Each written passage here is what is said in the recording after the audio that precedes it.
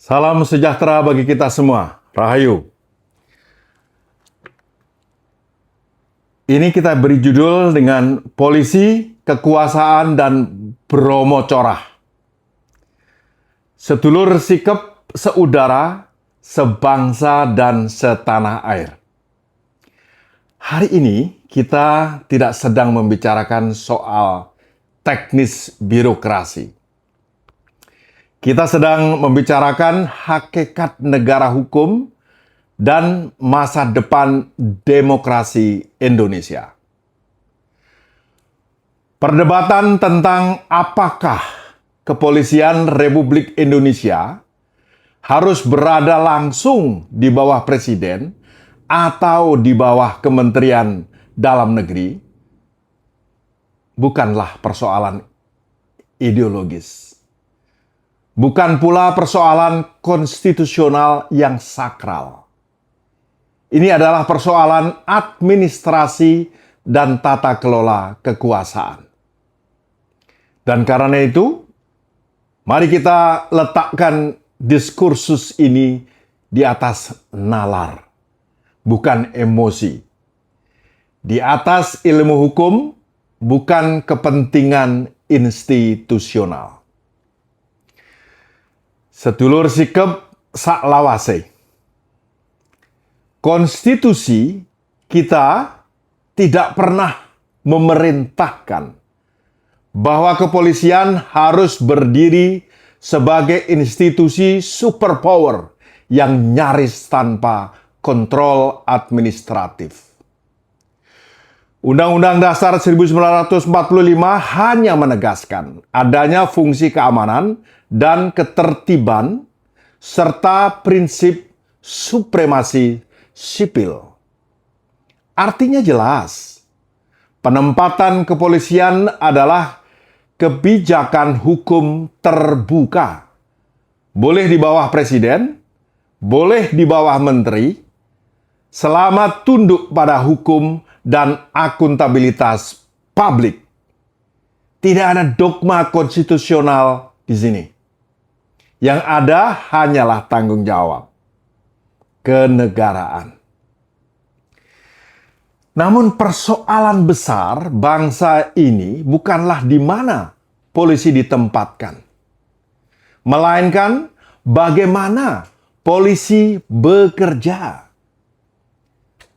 Mari kita jujur pada diri kita sendiri. Cobalah. Kita jujur ya. Selama bertahun-tahun bahkan puluhan tahun, kepercayaan publik terhadap institusi kepolisian terus tergerus sampai ke titik nadir. Berbagai survei nasional dan internasional menunjukkan bahwa sungguh pahit. Citra kepolisian berada pada titik yang sangat-sangat memprihatinkan. Bukan karena kebencian rakyat, tetapi karena pengalaman empirik rakyat. Pengalaman menghadapi hukum yang tajam ke bawah, tumpul ke atas. Aparat yang seharusnya melindungi, tetapi justru menakutkan. Penegakan hukum yang kerap terasa sebagai alat kekuasaan, bukan keadilan. Inilah penyebabnya. Sedulur sikep saklawase. Dalam teori negara hukum modern, alat paksa negara yang sangat kuat harus dikontrol secara ketat. Polisi adalah pemegang kekuasaan koersif. Bisa menangkap, menahan, menyita, menggunakan senjata, bahkan mencabut kemerdekaan seseorang.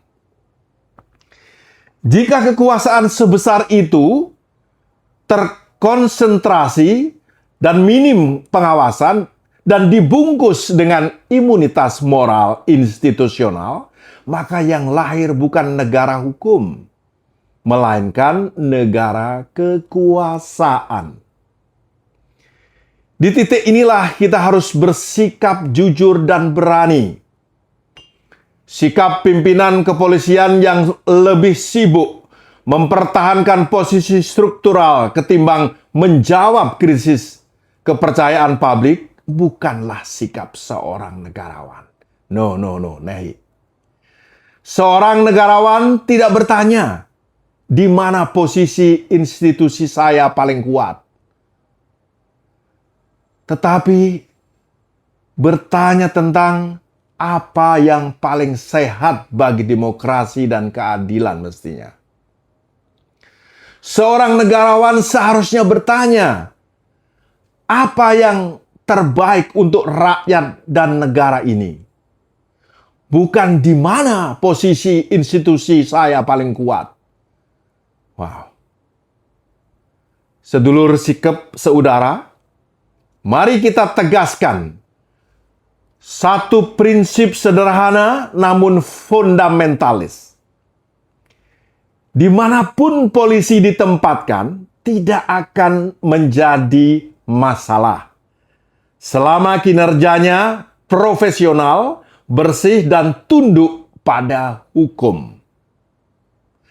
Sebaliknya, dimanapun polisi ditempatkan akan selalu menjadi masalah bila korupsi, menyalahgunakan wewenang, dan impunitas dibiarkan hidup. Struktur tidak akan menyelamatkan institusi yang gagal berbenah secara moral. Bangsa ini tidak membutuhkan polisi yang kuat secara simbolik. Bangsa ini membutuhkan polisi yang kuat secara etik. Tidak membutuhkan polisi yang kebal kritik. Tetapi polisi yang berani dikoreksi dan dibersihkan. Tidak membutuhkan polisi yang dekat dengan kekuasaan, tetapi polisi yang dekat dengan rasa keadilan rakyat. Polisi bukanlah Bromo Corah. Dan tanggung jawab polisi adalah menjadi polisi, bukan Bromo Corah. Sedulur sikap seudara, sebangsa, dan setanah air. Jika kepolisian ingin kembali bermartabat, maka yang harus diperjuangkan bukanlah posisi di puncak struktur negara, melainkan kepercayaan di hati rakyat. Karena hanya ada satu sumber legitimasi sejati dalam negara hukum. Hukum yang adil, aparat yang bersih, dan kekuasaan yang diawasi. Terima kasih sedulur semua. Salam hormat. Berani menyatakan kebenaran, berani mengatakan kejujuran, tidaklah cukup. Berani melawan segala bentuk kezaliman. Ayo, podo, donga dinonga andum selamat. Matur nuwun.